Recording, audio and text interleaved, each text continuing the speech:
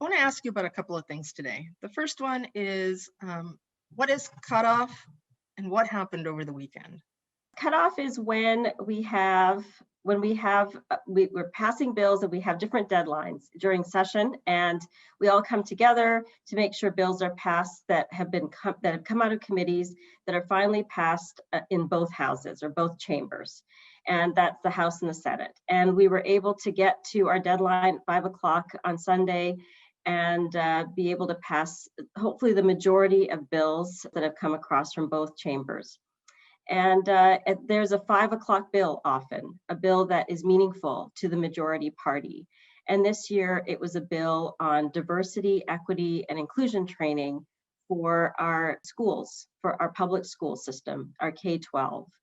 And it was a very powerful moment because majority of our caucus, who are also many members of color, many people who come from the education community, stood up together to say no to an amendment that was trying to basically edit and describe and prescribe how these types of training should be taught to faculty, administrators, teachers in our schools.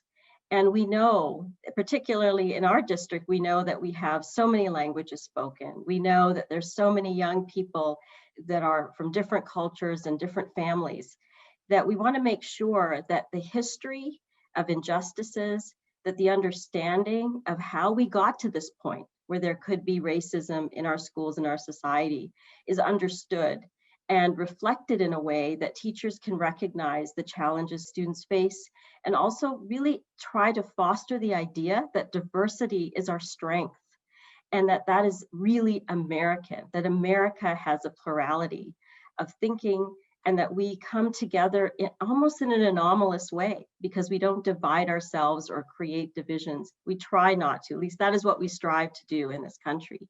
So I think it was an incredible moment of symbolism when people could stand up together, diverse people could stand up together to say, yeah, you know what? We're not ready to get edited anymore. We don't want our training to be edited. We don't want our lives and our experiences and who we are to be edited.